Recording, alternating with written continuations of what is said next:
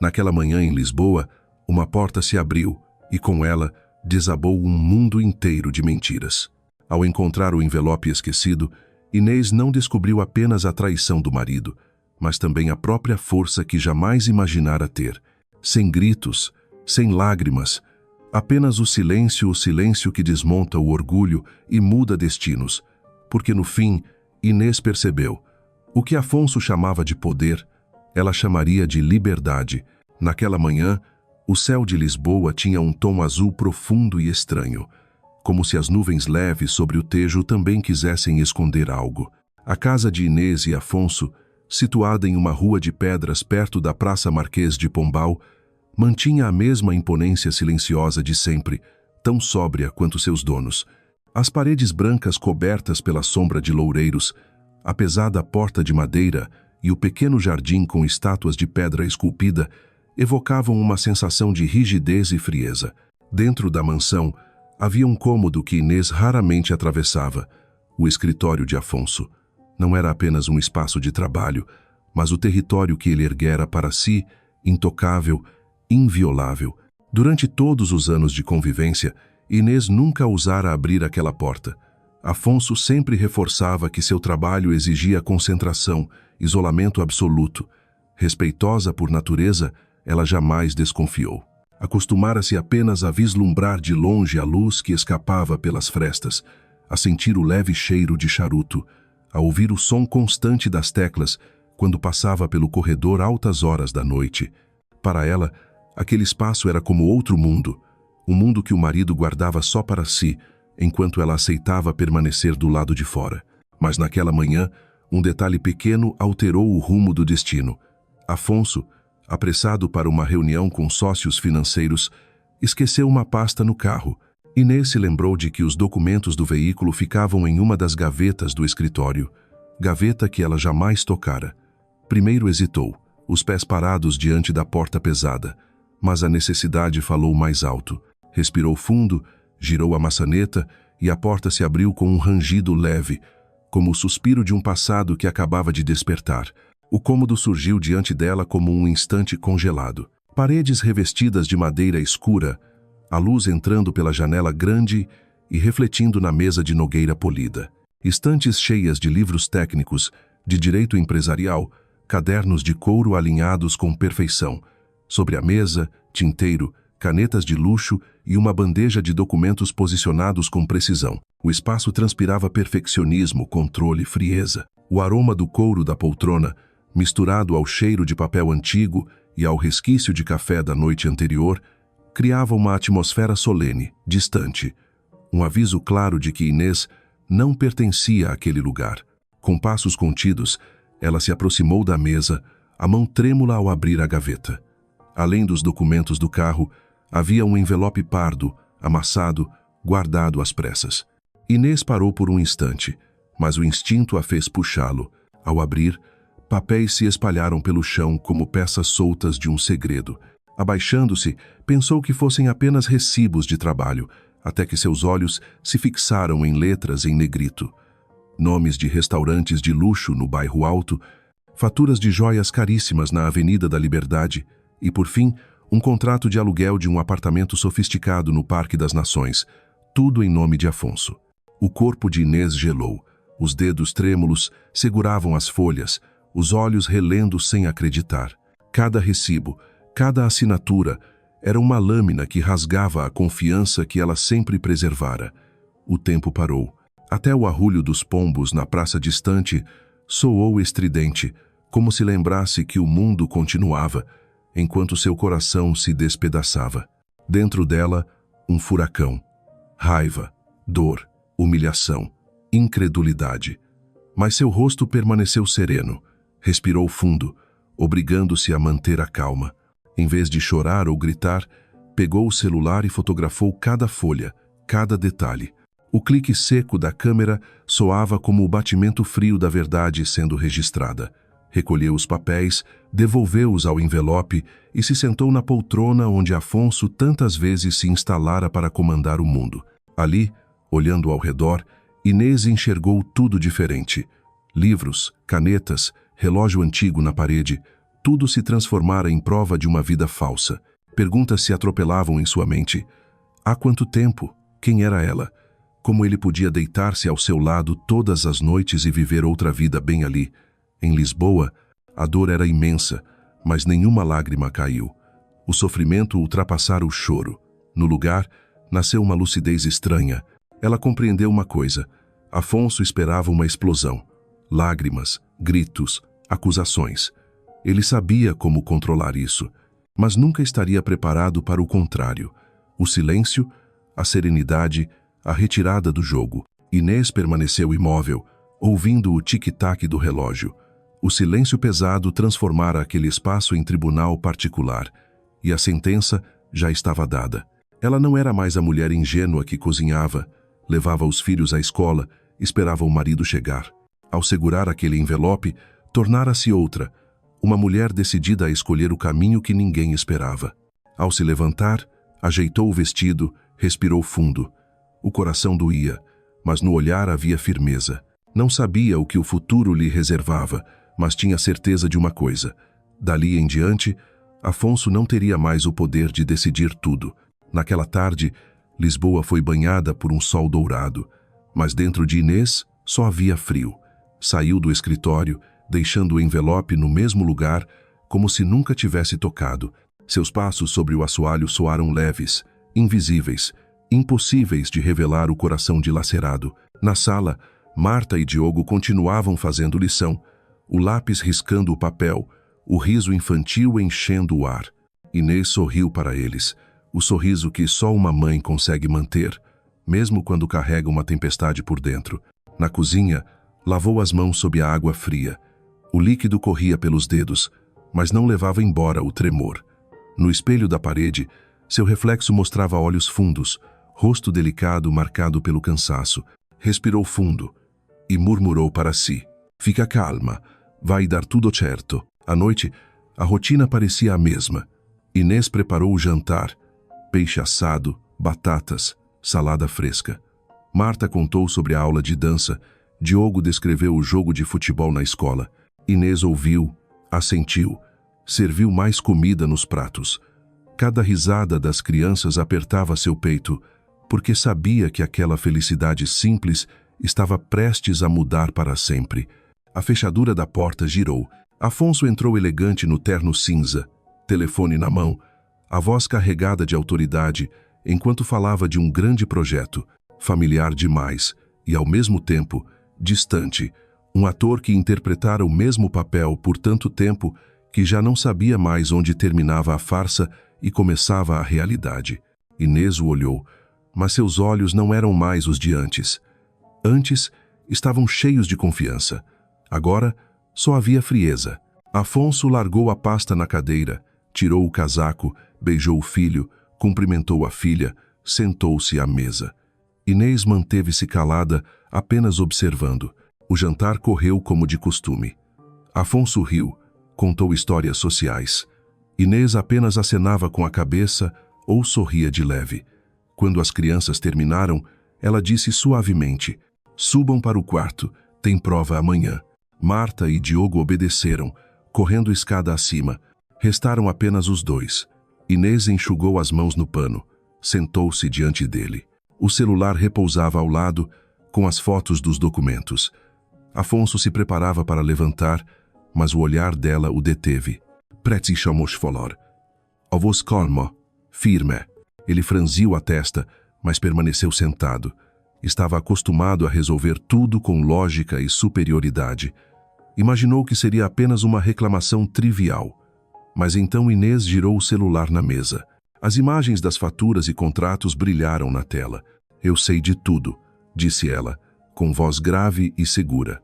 O rosto de Afonso se alterou por um segundo, mas logo ele se recompôs, recostando-se, os braços cruzados. "Do que estás a falar?" Fingiu desinteresse. Inês não levantou o tom. Apenas o encarou profundamente, atravessando as máscaras, dos jantares, das joias, do apartamento. Cada palavra soou como um martelo batendo na mesa. Sem escapatória, Afonso apertou os lábios, silenciou por instantes, e então soltou uma risada seca. Estava preparado para lágrimas, para acusações, até para gritos. Sabia como lidar com isso, mas diante dele havia apenas uma mulher serena, que já havia proferido a sentença. Ela inclinou-se e disse devagar: "És livre, Afonso, livre para viver a vida que já escolheste." Ele ergueu a cabeça, surpreso. "Como é?" "Eu não vou implorar, não vou discutir, não vou disputar lugar com ninguém. Se queres ir, vai." O silêncio tomou conta. O relógio na parede soava seco, implacável. Afonso, pela primeira vez, sentiu-se pequeno, vulnerável. Não havia batalha, nem plateia, nem palco para provar sua superioridade. Havia apenas uma mulher que se levantava e o deixava diante do vazio. Ele juntou às pressas alguns pertences e saiu. No caminho até o apartamento de Beatriz, pensava ter conquistado a liberdade, mas um peso invisível se alojava em seus ombros. Não havia alegria na fuga, apenas um vazio estranho, como se tivesse perdido algo precioso sem perceber. Na casa, Inês continuava sentada, as mãos entrelaçadas. O coração ainda doía, mas no fundo, uma luz surgia. A libertação. Pela primeira vez em muitos anos, ela sentia que finalmente era dona de si. Naquela noite, Lisboa continuava iluminada pelas luzes douradas que percorriam a Avenida da Liberdade. Mas dentro da mansão da família, as janelas deixavam escapar apenas um brilho fraco. Inês permanecia sozinha na sala de estar, os olhos fixos no vazio deixado por Afonso ao sair. A porta pesada se fechara como um ponto final. Seus passos ecoaram, misturando-se aos sons da cidade, até desaparecerem. Não houve soluços, não houve desmoronamento. Apenas um silêncio profundo envolvendo Inês. Por dentro, a dor latejava, mas junto a ela vinha uma estranha sensação de alívio. Durante anos, vivera entre suspeitas nebulosas, reuniões intermináveis, atrasos sem explicações, olhares desviados. Agora, tudo fazia sentido. A verdade era cruel como uma lâmina, mas pelo menos era clara. Inês serviu-se de uma xícara de chá quente e a pousou sobre a mesa. O vapor subia leve, trazendo o aroma de camomila. Seus olhos percorreram a sala, cenário de tantos jantares em família, sorrisos, momentos em que Afonso abraçava o filho ou acariciava a filha. Tudo agora parecia apenas lembrança distante, como as fotografias nas paredes. O casamento em Sintra, o piquenique em Cascais, a viagem a Porto, as imagens ainda brilhavam, mas para Inês já haviam perdido a cor. Às 10 horas, ela subiu para o quarto. O espaço amplo, a cama de casal de lençóis brancos, de repente se revelou frio e vazio. Sentou-se na beira do colchão e passou a mão pelo tecido. O lado onde Afonso costumava deitar trazia apenas uma marca apagada. Deitou-se de lado, os olhos abertos na escuridão. A noite inteira permaneceu acordada, ouvindo apenas as batidas pesadas do próprio coração, como tambores distantes ecoando do Tejo. Quando a aurora tingiu a cidade de rosa suave, os sinos da igreja próxima anunciaram o novo dia. Inês entrou no banho, deixando a água quente escorrer pelo corpo, como se pudesse lavar também as feridas da alma. No espelho, encontrou um rosto cansado, olhos inchados, mas no olhar havia algo novo. Não mais a ingenuidade vulnerável, e sim a firmeza de quem acabara de tomar a maior decisão da vida. Naquela manhã, pôs a mesa do café como de costume. Pão torrado, geleia de laranja, leite quente e café. Marta e Diogo sentaram-se animados, conversando. Mas a cadeira principal, a de Afonso, estava vazia. Diogo percebeu primeiro e perguntou: "Mãe, o pai não vem?" Inês respirou fundo. Passara a noite se preparando para aquele instante. Olhou para os filhos, sorriu com doçura, mas a voz saiu grave e calma. "O pai não vai mais morar conosco, mas ele continua a ser o vosso pai. Vai ver-vos, vai estar presente, apenas não vai dormir mais aqui." Marta baixou a cabeça, a mãozinha apertando a colher, os olhos marejados. Diogo arregalou os olhos, querendo perguntar mais, mas se calou ao encontrar o olhar decidido da mãe. Inês acariciou os cabelos da filha e sussurrou: "Não é culpa de vocês. Nada muda o quanto ele vos ama." Marta desabou em lágrimas e se lançou nos braços da mãe. Inês a apertou contra o peito, o coração partido, mas manteve a voz serena, transmitindo segurança. Naquele dia, levou as crianças à escola como sempre. Parou o carro no portão, beijou-lhes o rosto, pediu que se esforçassem nos estudos. Quando eles entraram, ficou alguns minutos dentro do carro, o olhar perdido no horizonte. Sabia que sua vida havia tomado um rumo sem volta, mas não se permitiria fraquejar. À tarde, de volta à casa, Inês passou horas organizando. Reuniu as roupas de Afonso, dobrou peça por peça e guardou em malas, deixando-as ao lado da porta. Não era vingança, mas um ritual de libertação. A cada dobra, sentia-se mais leve. Os espaços vazios no armário pareciam devolver a ela um pedaço da vida que sempre fora ocupado à força. À noite, quando Lisboa brilhava em luzes, ela se sentou na varanda, observando o fluxo de carros. O vento do Tejo trazia cheiro de sal e umidade. Tomou um gole de vinho tinto, deixou o amargor se espalhar na boca e sorriu de leve. Sabia que Afonso estaria com Beatriz, acreditando ter vencido, mas sua serenidade era a verdadeira vitória. Na noite seguinte, a mansão estava ainda mais silenciosa. Marta e Diogo já dormiam. O corredor iluminado contrastava com o peso no ar, como se uma névoa invisível pairasse sobre o espaço. Inês permaneceu na sala, observando os ponteiros do relógio se arrastarem. Sabia que Afonso voltaria, pelo menos para enfrentar a situação uma vez. E sabia também que já tinha sua resposta preparada. Quase às 10, a porta se abriu. Afonso entrou, o rosto carregado de tensão. Não trazia mais a postura arrogante do vencedor da noite anterior, mas a inquietação de quem volta para reivindicar um poder perdido. O terno impecável, os sapatos brilhantes, mas os olhos inseguros. Inês permaneceu imóvel. Não correu, não perguntou nada. Apenas esperou que ele largasse a pasta, tirasse a gravata e então disse com calma: "Os miúdos já sabem." Afonso congelou. Imaginara que ela esconderia a verdade, que protegeria sua imagem diante dos filhos. Mas as palavras de Inês desmontaram tudo. "Como assim?" perguntou, tentando manter firmeza. Inês se levantou, caminhou até a janela, deixando a luz amarela iluminar-lhe o rosto. "Expliquei-lhes que não vais mais morar aqui, que vais continuar a ser pai, mas não marido, e que isso não muda o amor que sentem por ti." Afonso avançou um passo, como para contestar, mas se calou. Sabia que aquela explicação era perfeita demais para ser quebrada, sem acusações, sem escândalo, sem lágrimas. Apenas a verdade pura, cortante, que lhe roubava qualquer defesa. O silêncio se alongou. Do lado de fora, os sinos da igreja ecoavam pelas ruas vazias. Inês se voltou, encarando-o firme. "Não vou fazer escândalo, Afonso. Não vou lutar por patrimônio, nem por posição. Só quero paz para mim e para os nossos filhos." As palavras caíram como golpe final. No fundo, Afonso já esperava batalhas judiciais, disputas intermináveis, até o circo de um tribunal. Ele sabia combater inimigos gananciosos, sabia usar dinheiro e poder para esmagar. Mas diante dele não havia inimiga. Havia uma mulher que simplesmente se recusava a lutar, e essa recusa o deixou desarmado. Ele riu, um riso seco. "És ingênua, Inês. Pensa que vai ficar bem sozinha, sem nada?" Inês respondeu com um olhar sereno, mas profundo. "Não preciso do teu dinheiro para viver. Preciso da minha paz. Isso não tem preço."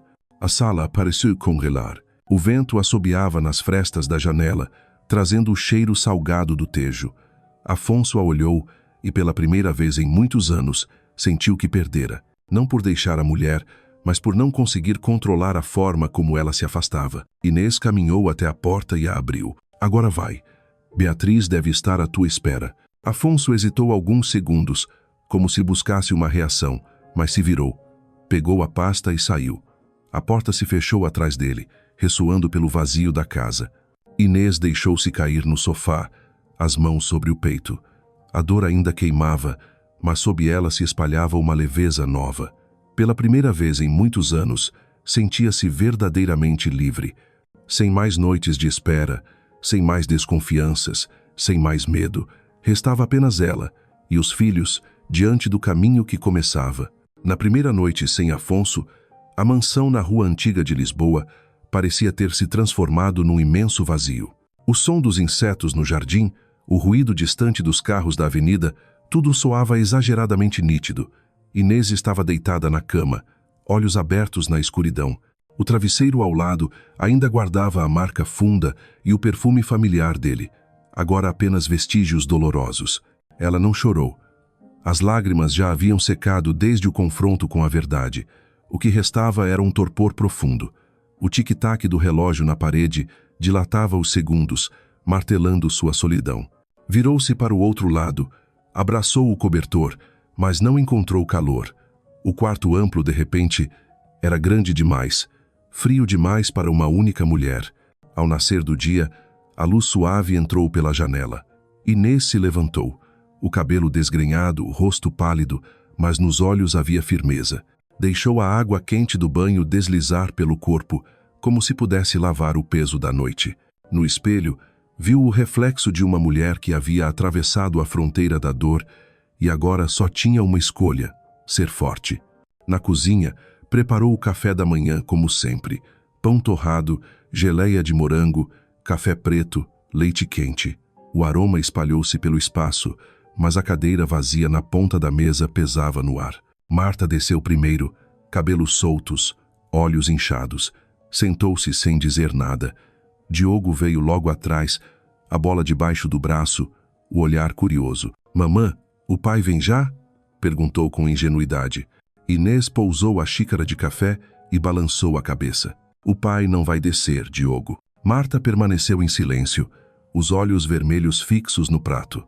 Diogo parecia pronto para insistir, mas conteve-se diante do semblante sério da mãe. Inês se aproximou, sentou-se ao lado da filha, acariciou-lhe os cabelos. "Não é culpa vossa. O pai ama-vos do mesmo jeito." Marta não resistiu, as lágrimas escorreram, e ela se jogou nos braços da mãe. Inês a abraçou forte, deixando-a chorar. Ao lado, Diogo apertava a bola contra o peito, os olhos cheios de preocupação infantil. Não compreendia tudo, mas sentia que algo grande havia mudado. Depois do café, Inês levou-os à escola. No carro, Marta encostou a cabeça no vidro, calada, enquanto Diogo falava sem parar sobre o próximo jogo. Inês dirigia devagar, observando-os pelo retrovisor. Sabia que, a partir dali, seu papel não seria apenas de mãe, mas também de preencher o vazio deixado pelo pai. Na porta da escola, Marta hesitou antes de sair. Virou-se para a mãe, olhos vermelhos, mas brilhando de determinação. "Eu vou ficar bem, mamã." Inês sorriu, beijando-lhe a face. "Oisai, moi amor." Diogo deu um abraço rápido e correu para dentro. Marta caminhou devagar, com ares de quem crescera de repente.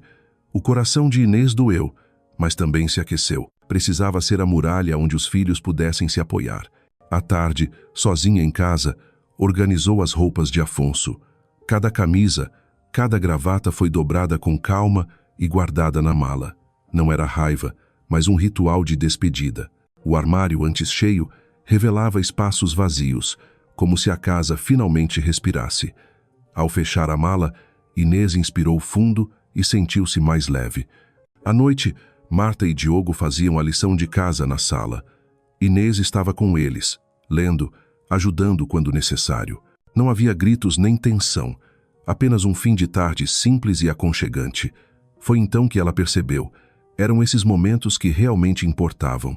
Depois que os filhos dormiram, Inês ficou sozinha na sala. Do lado de fora, Lisboa brilhava.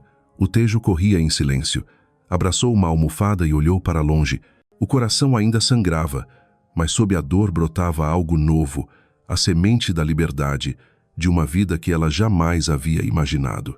Na segunda noite sem Afonso, a casa estava ainda mais silenciosa. A lua nova pairava no céu, sua luz prateada invadia o assoalho.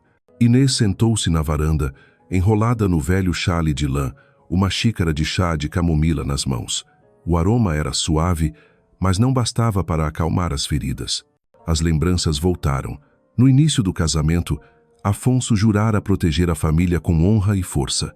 Inês acreditara, ingenuamente, que aquelas palavras eram verdadeiras. Agora, soavam como um fado distante, melancólico, vindo de algum bar em Alfama, belo, mas irrecuperável. Passou diante do quarto dos filhos. A porta estava entreaberta. Marta dormia de lado, abraçando o velho urso de pelúcia, o rosto ainda marcado por lágrimas. Diogo, entregue ao sono, segurava firme a bola. O coração de Inês se apertou. Aqueles pequenos não mereciam carregar o peso da escolha egoísta dos adultos. Ela fechou a porta devagar e voltou para a sala. Sobre a mesa, algumas fotos da família. Pegou uma delas, na praia de Cascais, quando Marta tinha 4 anos e Diogo mal sabia andar. Afonso os abraçava, sorrindo radiante. Inês encarou a imagem por longos segundos antes de recolocá-la, escondendo o rosto nas mãos. A tristeza veio forte, mas não deixou as lágrimas caírem. No dia seguinte, levou os filhos à escola como sempre. No portão, percebeu olhares diferentes. As notícias haviam corrido. Afonso saíra de casa, falava-se de Beatriz. Havia quem olhasse com pena, outros cochichavam. Inês respondeu apenas com um sorriso tranquilo, sem explicações. Não precisava justificar-se. À tarde, buscou as crianças, levou Marta para a aula de balé e Diogo ao treino de futebol. Sentou-se na arquibancada, observando o filho correr suado e feliz, enquanto a filha girava determinada no estúdio. Então percebeu, eram eles que a ensinavam a resistir. Continuavam, apesar de tudo. Naquele jantar, o clima foi mais leve. Diogo falou animado do jogo, Marta ainda retraída, mas participando aos poucos. Inês riu, incentivou-os, encheu a mesa de carinho. Sem Afonso, o lar ainda podia ser iluminado pelo afeto. Mais tarde, com os filhos dormindo, abriu o computador. Procurou trabalhos de meio período, queria independência, não viver à sombra da pensão de Afonso. Cada anúncio lido despertava ansiedade, mas também esperança. Pela primeira vez em anos, sentia-se livre para sonhar com outro futuro. Um futuro escolhido por ela. Lá fora, Lisboa seguia viva. Barcos de turistas cruzavam o Tejo, cafés tocavam fados, casais caminhavam de mãos dadas pelo calçamento antigo. Dentro da casa, Inês sabia que também podia recomeçar, mesmo que a estrada fosse longa. Naquela noite, fechou a janela e contemplou o céu estrelado. Em silêncio murmurou, a partir de agora, vou viver por mim e pelos meus filhos. Ninguém a ouviu, mas soou como juramento gravado na escuridão. E naquele instante, Inês teve certeza. Embora o caminho ainda fosse cheio de pedras, já dera os primeiros passos para sair da sombra. Lisboa, nos últimos dias de primavera, guardava uma beleza peculiar. De manhã, o vento do Tejo trazia sal e umidade. À tarde, o sol dourava os telhados vermelhos e antigos. A cidade era, ao mesmo tempo, vibrante e contemplativa, como duas faces da mesma moeda. Assim também eram as vidas de Inês e Afonso depois da separação.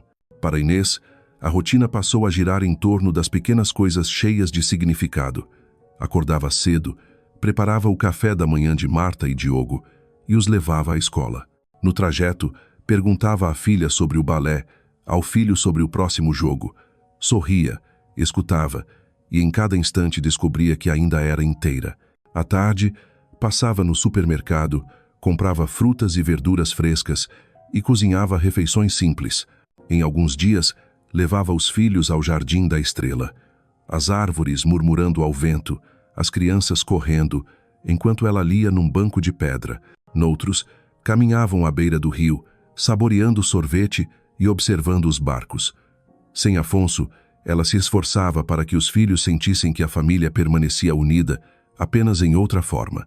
À noite, quando a casa silenciava, Inês tomava chá e lia um livro. Às vezes colocava um fado baixo, deixando a voz melancólica de Amália Rodrigues misturar-se ao vento que entrava pela janela.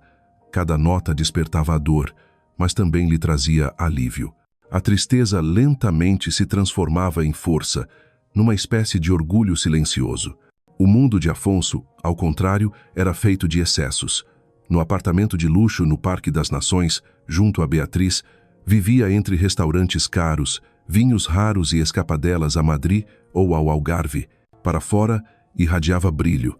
Por dentro, uma sombra crescia. Beatriz, antes amante deslumbrada, tornara-se a nova senhora. Exibia vestidos caros, sorria em festas empresariais, mostrava-se vitoriosa, mas na intimidade sentia-se insegura. Bastava o silêncio dele, o olhar perdido, para que uma certeza a atravessasse. Ele pensava em Inês. O nome nunca era dito, mas pairava invisível entre os dois. Uma noite, num restaurante italiano elegante da Avenida da Liberdade, Beatriz apertou a mão de Afonso e sussurrou: "Finalmente, somos nós. A vida que merecemos." Ele assentiu, mas um vazio brilhou nos olhos. Lembrou-se da mesa simples na antiga casa: peixe assado, batatas, a voz de Marta tagarelando, o riso de Diogo. Como aquilo, tão banal, podia agora parecer tão distante e precioso. Engoliu o vinho para afastar a lembrança, mas o sabor lhe pareceu mais amargo. Enquanto Afonso e Beatriz buscavam o Fausto, Inês encontrava prazer na simplicidade. Uma tarde levou os filhos a uma livraria perto do Rócio. Marta escolheu um livro de balé, Diogo um sobre futebol. Ela passeava entre estantes de literatura clássica, respirando o aroma de papel envelhecido. O espaço pequeno e acolhedor lhe trazia paz. Na volta, Marta descrevia entusiasmada os novos passos de dança. Diogo mostrava as ilustrações. Inês sorria. Apesar dos julgamentos alheios, sua família seguia inteira no que importava: o afeto. Dois mundos. O de Inês, simples e verdadeiro. O de Afonso, luxuoso e vazio. E nesse contraste, o silêncio de Inês começou a tornar-se fantasma, assombrando o casal que a substituíra. As semanas seguintes só aprofundaram a distância entre os universos. Na casa de Inês, a vida pulsava. Aos sábados, ela ia com os filhos ao mercado do Campo de Ourique. As bancas de peixe fresco, frutas coloridas, verduras vibrantes, o cheiro de pão amanteigado. Marta segurava sua mão. Diogo corria à frente chamando-a quando encontrava laranjas grandes. Os vendedores sorriam, elogiavam as crianças. Inês sentia o amparo invisível da comunidade. À tarde, estendiam uma toalha no Jardim da Estrela, com uma cesta de piquenique. Marta lia, Diogo jogava bola. Inês observava o céu azul entre as copas. Ali percebia suas feridas cicatrizando no convívio com os filhos. Já no apartamento de luxo, as fissuras surgiam. Afonso promovia festas cheias de empresários e parceiros. O vinho corria, a música abafava os silêncios. Beatriz desfilava como rainha, mas bastava ver o olhar distante de Afonso para que o sorriso dela murchasse. Uma noite após o último convidado sair, Beatriz descalçou os saltos e desabafou. "Por que es que nunca estás realmente aqui? Do que estás a falar?" Ele reagiu, irritado. "Estás sempre distante. Mesmo comigo, sinto que pensas noutro lugar, noutra pessoa." Afonso calou. Quis negar, mas não encontrou palavras. Lembrou-se de Inês naquela última noite, o olhar sereno, sem choro nem súplica, a sentença silenciosa que ainda o perseguia. Beatriz, mesmo tendo vencido, sentia-se menor. Conquistara o lugar oficial, mas não a paz. Cada vez que pensava em Inês, percebia-se sombra. Enquanto isso, Inês seguia firme. Uma noite, estava no terraço com Marta e Diogo. Olhavam o céu estrelado. Diogo perguntou inocente: "Mamã, o pai volta um dia?" Ela sorriu, abraçando-o. "Não sei, meu amor, mas não importa. O importante é que temos uns aos outros." Marta apertou a mão da mãe. Nos olhos da menina, Inês se tornava exemplo. A mulher que permanecia de pé, mesmo depois da tempestade. A contradição crescia. Afonso e Beatriz possuíam tudo o que brilhava: viagens, joias, festas, mas não tinham paz. Inês tinha apenas os filhos e tardes simples, mas nelas, um tesouro. E pouco a pouco, no silêncio, o mundo de Inês começou a brilhar com intensidade inédita, enquanto o de Afonso e Beatriz, por mais reluzente que fosse, se desfazia em rachaduras invisíveis. Era um sábado de céu límpido em Lisboa. O vento leve do Tejo trazia o sal e o aroma de café recém-torrado das pequenas cafeterias de rua. Inês decidiu levar Marta e Diogo ao Centro Colombo, o maior centro comercial da cidade. Marta precisava de um vestido novo para a apresentação de balé da escola, e Diogo queria escolher um livro de futebol. Os três entraram no shopping movimentado. A música publicitária ecoava das lojas, as luzes de neon refletiam no piso de mármore brilhante. Marta segurava a mão da mãe, encantada com os vestidos nas vitrines. Diogo correu até a livraria, os olhos arregalados de entusiasmo. Inês sorriu ao observá-los, pensando: mesmo com tudo que mudou, eles ainda merecem momentos simples, inocentes, como qualquer criança. Na loja, Marta experimentou um vestido branco rodado. Girou diante do espelho e o tecido se abriu delicadamente. Inês aplaudiu, elogiando a beleza da filha.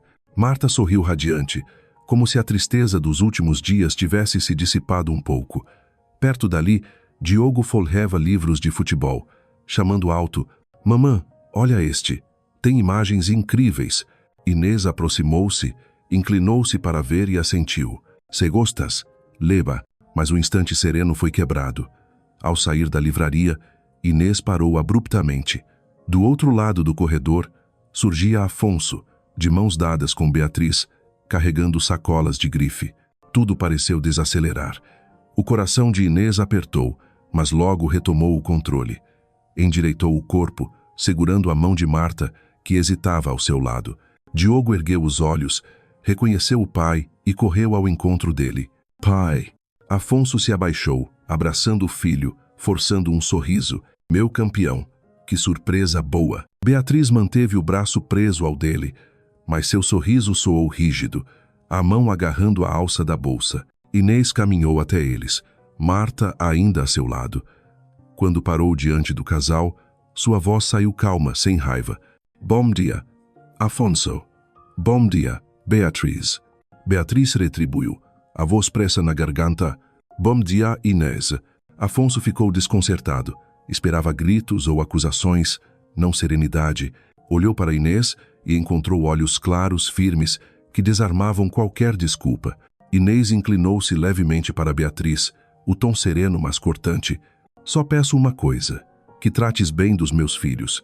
Eles não precisam de presentes caros, só precisam de carinho e respeito. Beatriz congelou. As palavras não tinham volume, mas soaram como um golpe. Quis responder, mas a voz não saiu.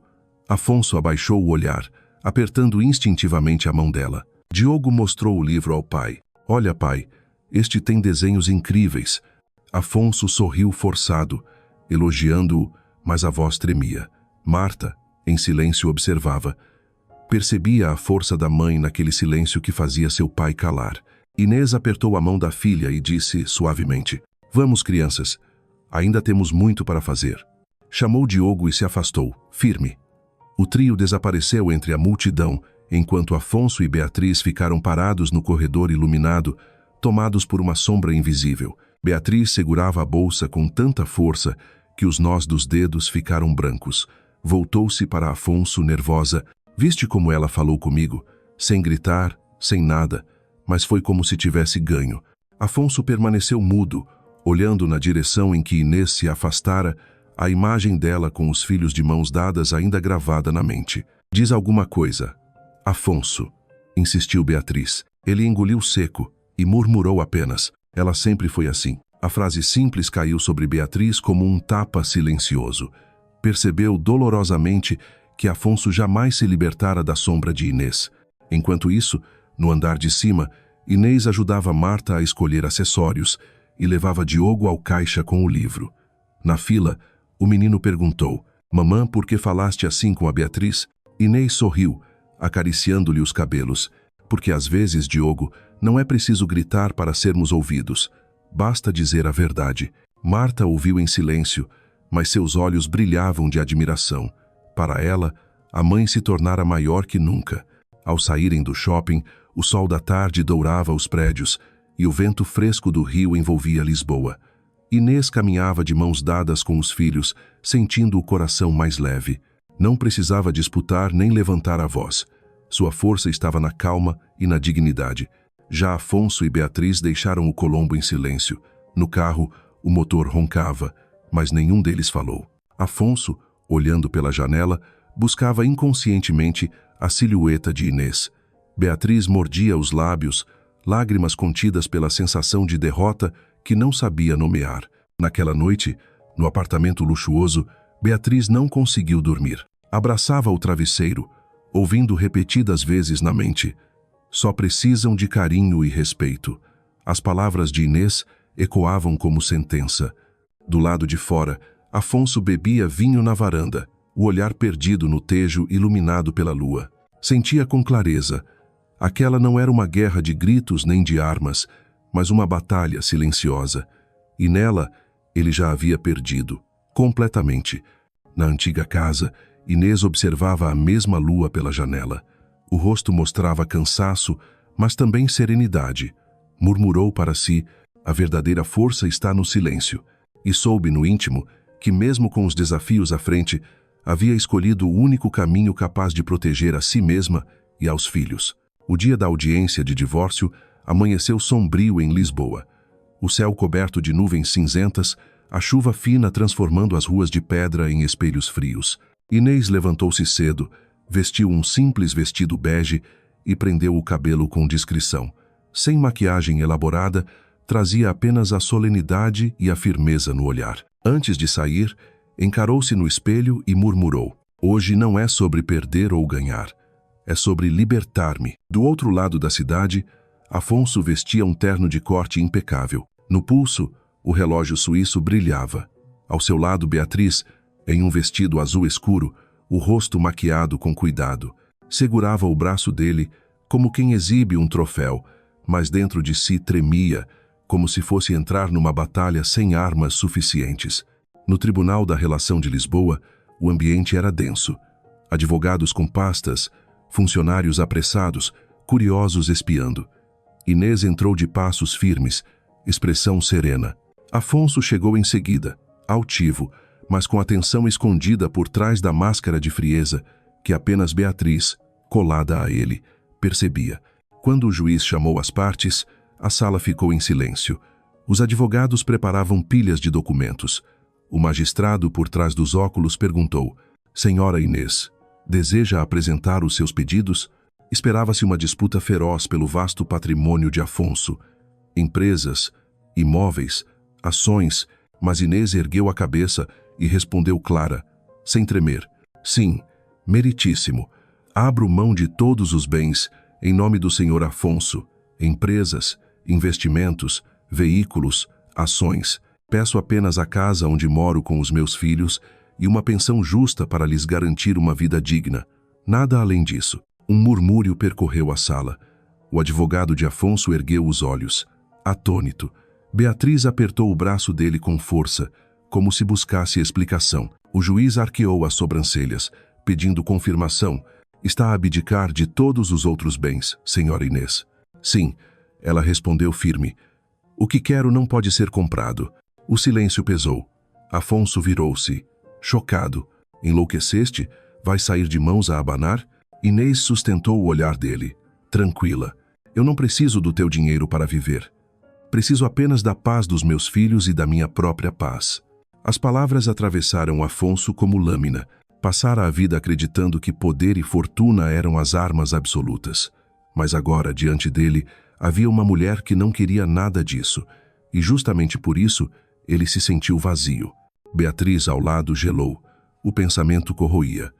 Quem abre mão assim sem ter um plano? Será um truque?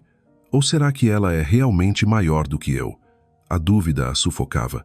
O juiz registrou e declarou: fica decretado o divórcio com base nestes termos. O som seco do martelo ecoou. Em segundos, tudo terminou. Para os presentes foi um choque. Para Inês, libertação. Ela levantou-se, recolheu os documentos, agradeceu ao juiz com um leve aceno e saiu. Caminhava ereta, sem pressa, sem rancor, apenas serenidade. Afonso permaneceu sentado, os punhos cerrados, as veias saltando. Ganhara o patrimônio inteiro. Mas por que sentia a boca amarga, como um derrotado? Beatriz inclinou-se, sussurrando aflita: isto é um truque. Tens a certeza que ela não planeou nada por trás? Afonso não respondeu. Apenas seguia com os olhos a figura de Inês desaparecendo pelo corredor. Do lado de fora, o vento frio espalhava papéis dos jornalistas. Inês respirou fundo, como se enchesse os pulmões de liberdade pela primeira vez em anos. O céu, ainda cinzento, deixava entrever raios prateados. Ela ergueu o rosto, convicta. Dali em diante, o caminho seria traçado por suas próprias mãos. Afonso saiu logo depois. ao lado de Beatriz. As câmeras dispararam flashes, repórteres murmuravam, mas ele não sentia triunfo algum. Apenas a pergunta ecoava dentro de si: será que não perdi só uma mulher, mas a única que me deu verdadeira paz? Beatriz percebeu a distância no olhar dele. Mesmo colada ao seu braço, sentiu-se apenas sombra e compreendeu, aterrorizada. A vitória pela qual tanto lutara não passava de uma prisão invisível. Já Inês, descendo as escadas de pedra do tribunal, sorriu levemente. Não era o sorriso de quem venceu, mas o de quem finalmente pôde deixar um peso para trás. A notícia da audiência espalhou-se como vento pelos cafés, clubes e salas fechadas da alta sociedade lisboeta. O comentário era unânime. Uma mulher que abrira mão de uma fortuna imensa sem vacilar. Para alguns, loucura. Para outros, prova de uma força rara e de uma dignidade inquebrantável. Num encontro reservado em um clube elegante da Avenida da Liberdade, ouviam-se sussurros. Inês pode ter perdido a fortuna, mas ganhou respeito. E isso vale mais do que ouro. Os rumores chegaram até Beatriz. Sentada na sala do apartamento luxuoso, folheava jornais espalhados pela mesa. Na capa, a foto de Inês deixando o tribunal com o semblante sereno, os olhos iluminados. A manchete gritava: a mulher que venceu sem lutar. Beatriz amassou o papel com fúria e o atirou ao chão. No peito, um nó de inveja, ressentimento e dor. Tinha Afonso, tinha luxo, tinha até o filho que crescia em seu ventre, mas continuava prisioneira da sombra de Inês. Afonso entrou no cômodo, a gravata frouxa, o rosto cansado. Pegou o jornal do chão, leu em silêncio. Beatriz o encarou. Não vês? Ela virou heroína. Enquanto eu sou o quê? A mulher que destruiu uma família? Ele não respondeu. Apenas pousou o jornal e serviu-se de uísque. Por dentro, cada palavra impressa lhe pesava como sentença. Inês não precisava de dinheiro, nem de vitória, e justamente isso o diminuía. Enquanto isso, a vida de Inês florescia em novos tons. De manhã, levava os filhos à escola e depois seguia para um curso de design de interiores paixão antiga, sufocada durante o casamento. Nas aulas, tomava notas com entusiasmo, o olhar aceso pela descoberta. Era a sensação de, finalmente, fazer algo para si. À tarde, acompanhava Marta no balé e Diogo no futebol. O riso deles, os movimentos leves, enchiam-lhe o coração. Percebia, dia após dia, que a felicidade não morava em mansões, mas em momentos simples. Certo dia, ao buscar Marta, encontrou Dona Teresa, mãe de Afonso. A senhora a abraçou forte, emocionada. Minha querida, és mais forte do que todos nós. Não sei como consegues manter-te assim. Inês sorriu, serena. Não é que eu não sinta, Dona Teresa. Eu sinto, mas aprendi que gritar nem sempre resolve. Às vezes o silêncio fala mais alto. Os olhos de Dona Teresa marejaram. Para ela, Inês já não era apenas a ex-nora, mas exemplo vivo de resiliência. Enquanto Inês reconstruía a vida, Afonso era corroído pela ausência dela. Cercado de luxo e de Beatriz, não encontrava paz. À noite, fitava o tejo iluminado. Atormentado pela serenidade da ex-mulher, um silêncio que lhe soava como julgamento eterno. Numa dessas noites, Beatriz tirava as joias diante do espelho. O reflexo mostrava beleza impecável, mas olhos vazios. Desde o tribunal, sentia-se sufocada sob a sombra de Inês. Recordava os tempos de amante, quando cada presente de Afonso era êxtase, cada jantar caro uma promessa de vitória. Agora, mesmo com ele e com o filho em seu ventre, só restava insegurança como se Inês continuasse presente, invisível, porém maior do que nunca. Na sala, Afonso bebia em silêncio. Mexendo no celular, deparou-se com uma foto de Inês com Marta e Diogo num parque, sorridentes sob o sol. Ampliou a imagem, contemplando cada detalhe. Não era sorriso posado, mas verdadeiro, e isso lhe rasgou o peito. Beatriz surgiu, viu a tela e perguntou com veneno: ainda pensas nela, não é? Afonso tentou desligar, mas Beatriz arrancou o aparelho, viu a foto e lançou-o no sofá, gritando em pranto: eu estou aqui, carrego o teu filho. E mesmo assim, ela continua a ser a tua obsessão. Ele se aproximou, querendo responder, mas a garganta falhou. Queria dizer que não era amor, apenas espanto diante da calma de Inês. Mas soaria falso. Ficou em silêncio, e esse silêncio fez Beatriz chorar mais alto. Enquanto o novo lar desabava em ruído e mágoa, Inês encontrava a harmonia. Participava de feiras do bairro, aulas de pintura infantil, ações solidárias. Marta ajudava a mãe. Diogo corria entusiasmado entre caixas e livros. Tornavam-se parte da comunidade, e Inês percebia. Não estavam sozinhos. Numa noite após deitar os filhos, ela ficou na varanda contemplando as luzes da ponte 25 de abril. Murmurou. A vida tirou muito, mas devolveu algo maior. A liberdade. Sentiu dentro de si uma força nova. Não a força de vencer alguém, mas a de vencer a si mesma. Libertar-se da dependência, do medo, da gaiola dourada. Do outro lado, Afonso, mesmo dono de fortuna e poder, afundava-se em sombras. Bebia demais, ausentava-se de casa, e quando voltava o ar era pesado. Beatriz, tentando sustentar a fachada de família perfeita, sentia-se despedaçar. O mundo via neles um casal poderoso, mas atrás das portas luxuosas restavam apenas silêncios cortantes. Ambos sabiam, ainda que sem palavras. O nome de Inês, com sua serenidade e dignidade, era a cicatriz eterna que jamais se fecharia. A primavera aqueceu a Lisboa. As ruas cobriram-se de jacarandás roxos e o ar trouxe o perfume cítrico das laranjeiras em flor.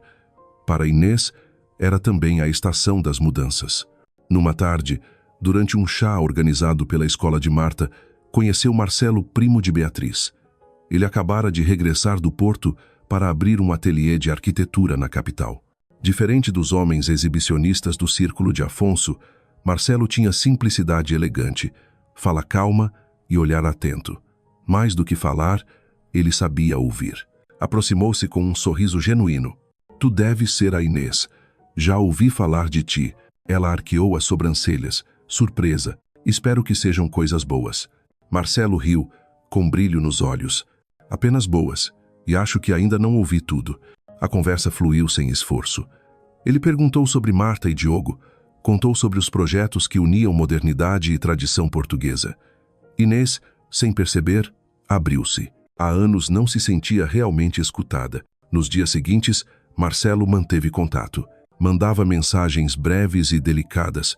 Perguntava pela apresentação de Marta, enviava uma foto do pôr do sol no Douro durante uma viagem de trabalho.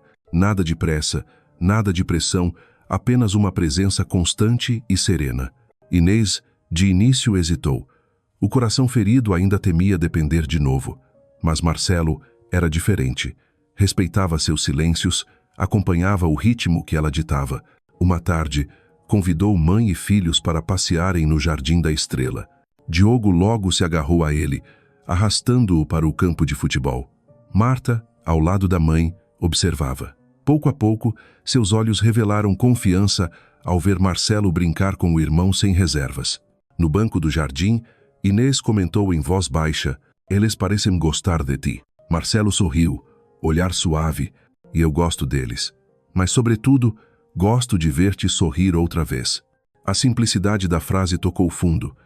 Inês sentiu-se vista não só como mãe, mas como mulher. Naquele mesmo mês, entre flores de jacarandá, algo novo germinava. Não substituição do passado, mas um início, delicado, lento, promissor. A amizade entre Inês e Marcelo cresceu natural. Não havia declarações teatrais nem promessas açucaradas. Apenas cafés depois de deixar as crianças na escola, idas ao supermercado transformadas em risos cúmplices, pequenos gestos que se tornavam cotidianos. Ele foi entrando no universo da família. Jogava futebol com Diogo, atuando como árbitro paciente. Ajudava Marta em trabalhos manuais, incentivando-a com ternura que nem o próprio Afonso soubera dar. Certa noite, após o jantar, Marta se aproximou enquanto a mãe lavava a louça. "Mamã, gostas dele, não é?" Inês parou, mãos cobertas de espuma. Fitou os olhos da filha cheios de curiosidade e esperança. Sorriu, acariciou-lhe o cabelo. "O que achas tu, filha?" Marta mordeu os lábios, depois sorriu. "Acho que ele te faz feliz." O coração de Inês vacilou. Era como se a menina tivesse posto em palavras aquilo que ela evitava admitir. No dia seguinte, Marcelo os levou a Cascais. Nada de luxo, apenas areia, cesta com comida simples e gargalhadas soltas ao vento. Inês usava um vestido branco leve, o cabelo solto. O vento brincava com o tecido, e Marcelo a observava longamente, olhos refletindo mais do que admiração. Enquanto as crianças construíam castelos de areia, ele aproximou-se, voz grave. Inês, sei que tu me dou, mas não quero substituir nada nem ninguém. Só quero caminhar ao teu lado, no ritmo que escolheres. Ela ergueu o olhar, olhos marejados. Não respondeu com palavras, apenas deixou sua mão tocar a dele. Um gesto leve, mas suficiente para mostrar que estava a abrir espaço no coração. Na volta para Lisboa, Marta e Diogo dormiam no banco de trás. Marcelo conduzia em silêncio, iluminado pelas luzes da cidade. Inês, olhando-o de soslaio, murmurou em pensamento: talvez este seja o verdadeiro recomeço. Enquanto a esperança brotava no coração de Inês, do outro lado da cidade, Beatriz ardia em ciúmes. Ao saber que Marcelo, o primo que desprezara, começava a ocupar um lugar na vida da rival, sentiu-se ameaçada, pois intuía: se Inês encontrasse a verdadeira felicidade, então todas as suas vitórias não passariam de miragens. Era já noite em Lisboa, e as margens do Tejo brilhavam sob as luzes da cidade. Inês acabara de despedir-se de Marcelo após um jantar alegre com Marta e Diogo. A casa estava cheia de riso e leveza, tão diferente das sombras do passado. Mas, ao fechar a porta, uma pontada atravessou-lhe o peito. Sabia que aquela felicidade frágil podia ser posta à prova a qualquer momento. E como um presságio, o passado voltou a bater. Na sexta-feira seguinte, ao buscar Marta na escola, uma voz ecoou atrás dela: Inês, espera. Ela voltou-se. Era Afonso. O mesmo terno impecável, o mesmo ar de empresário vitorioso, mas os olhos, agora, denunciavam cansaço. Um turbilhão de memórias lhe invadiu. Noites de espera, desculpas de trabalho que escondiam mentiras, Beatriz à espreita. Inês respirou fundo. O que queres, Afonso? Ela aproximou-se. Voz rouca. Queria falar contigo. Só por um momento. Ela olhou Marta a conversar com colegas, depois fez sinal para que esperasse no carro. Voltou-se, firme. Tão 5 minutos. Afonso hesitou, buscando palavras. Por fim confessou: eu não consigo esquecer a forma como saíste da minha vida. Sem gritos, sem lágrimas, só silêncio. Esse silêncio mata-me todos os dias. Inês manteve o olhar sereno. Esse silêncio foi a minha única arma. Se tivesse gritado, tu terias vencido outra vez. Ele baixou a cabeça, reconhecendo a verdade. Pela primeira vez, o orgulho cedeu lugar ao arrependimento. Não vim pedir que voltes. Sei que é impossível, mas quero pedir perdão. Não só a ti, mas também aos nossos filhos. Ela o observou em silêncio. O homem diante dela já não era o marido arrogante de outrora, mas um pai perdido, pedindo uma chance. Ainda assim, o perdão não se concede num instante. Como Vosclama afirmou, a única forma de pedires perdão é seres um pai presente, não com dinheiro, mas com tempo e amor. Afonso assentiu, os olhos marejados. Ao se afastar, lançou-lhe um último olhar longo, como se gravasse seu rosto para sempre. De volta ao carro, Marta perguntou: o pai queria o quê? Só queria falar, respondeu Inês, acariciando-lhe o cabelo. Mas o mais importante é que temos a nossa vida, e ninguém pode tirar lá de nós. Ela sabia. O passado voltaria a testar seus limites, mas já não era a mesma mulher passiva.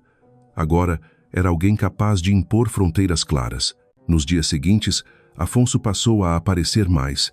Levava os filhos para tomar gelado na Praça do Comércio, acompanhava Diogo ao campo de futebol, assistia discretamente aos ensaios de balé de Marta.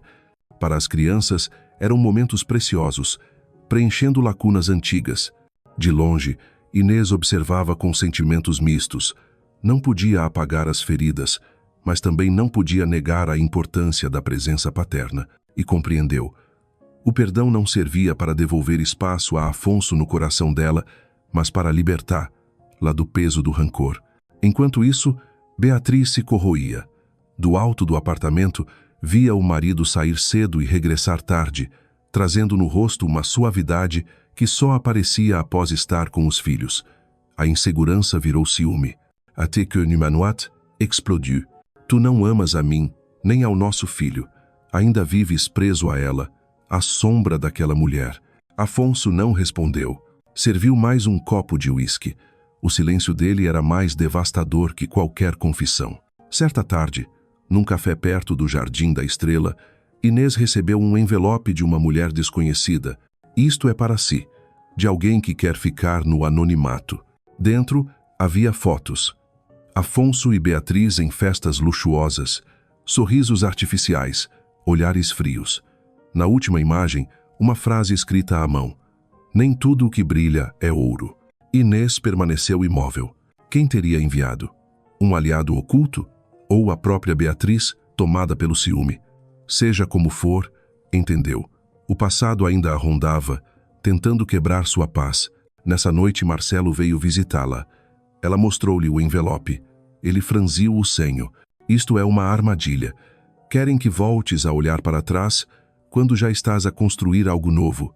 Inês respirou fundo e respondeu, firme, não vou deixar que o passado decida o meu futuro. E ao pronunciar aquelas palavras, percebeu que pela primeira vez não vivia apenas para resistir, mas para seguir em frente, abrindo caminho para um novo destino ao lado daqueles que realmente mereciam estar com ela. O tempo passou e as feridas antigas começaram a cicatrizar. Lisboa entrou no verão, o sol dourava as ruas de pedra, guitarras ecoavam no rócio, enchendo a cidade de um ritmo de renovação. Inês já não era a mulher marcada apenas por um casamento falido. Agora, construía um mundo novo. A casa pequena onde vivia com Marta e Diogo encheu-se de cor, quadros escolhidos por ela mesma, vasos de flores lilazes à janela e gargalhadas que iluminavam cada noite. Marcelo tornou-se presença constante, não apenas companheiro de Inês, mas também amigo verdadeiro das crianças. Para Diogo, era como um irmão mais velho. Para Marta, um confidente paciente que escutava seus sonhos e medos. Nunca substituto do pai, mas alguém novo, caloroso e sincero. Num fim de semana levou-os à praia da Nazaré. As ondas rebentavam contra as rochas, o vento salgado agitava o vestido branco de Inês. Marcelo aproximou-se e murmurou, sabes, Inês, a liberdade não é só estar sozinha, é poder escolher com quem partilhar o caminho. Ela voltou o olhar. Nos olhos dele não havia pressa, apenas verdade e espera. Pela primeira vez, Inês se permitiu imaginar um futuro não o que Afonso lhe impusera, mas um em que seria, de fato, amada. À noite, à beira da fogueira na praia, Marta e Diogo brincavam com outras crianças. Marcelo segurou-lhe a mão em silêncio. Apenas isso bastou para que ela sentisse. Não estava mais sozinha. Talvez, finalmente, eu tenha encontrado o amor que não prende, mas liberta, pensou. Com o passar dos meses, a vida ganhou cadência tranquila. Marcelo nunca forçou passos.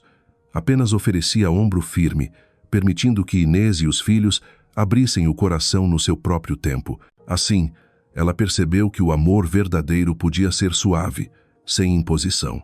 No outono, quando as árvores da Avenida da Liberdade se tingiram de dourado, Marcelo convidou-os ao seu novo ateliê.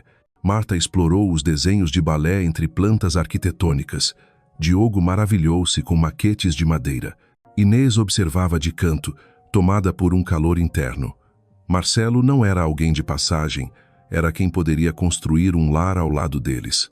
Naquela noite, na varanda iluminada pelo reflexo do Tejo, Marcelo disse com firmeza serena, Inês, não quero apressar nada, mas quero que saibas, eu estou aqui não por acaso, mas porque escolho estar contigo, todos os dias. Ela demorou a responder. Nos olhos dele não havia posse, só escolha voluntária. E pela primeira vez, sentiu-se pronta também para escolher. E eu escolho viver em paz. Se é contigo que encontro essa paz, então talvez seja a hora de deixar o coração confiar de novo. Deram-se as mãos. Sem mais palavras, entenderam. Não se tratava de substituir o passado, mas de começar, enfim, algo verdadeiro nascido da liberdade, do respeito e do amor que não aprisiona. Em outro ponto da cidade, Afonso e Beatriz sobreviviam num apartamento luxuoso e gélido. As festas rareavam, os risos falsos desapareciam. Nem mesmo o filho trouxe coesão ao que já estava quebrado. Afonso permanecia rico, poderoso, mas vazio, incapaz de preencher o espaço deixado pela serenidade que Inês levara consigo. Inês, por sua vez, descobriu que a felicidade não estava em vencer alguém, nem em recuperar o perdido. Estava em escolher-se, em abraçar a liberdade. E dessa liberdade nasceu um amor novo. Numa manhã clara, no parque, Marta e Diogo corriam entre árvores floridas. Inês sentou-se no banco ao lado de Marcelo, respirou fundo o perfume de jacarandás e sorriu. Desta vez, não era um sorriso para esconder feridas. Era o sorriso pleno de quem renasceu das próprias ruínas. E nesse sorriso, a história se fechou. O passado já não prendia. O presente transbordava vida, e pela primeira vez, o futuro pertencia só a ela.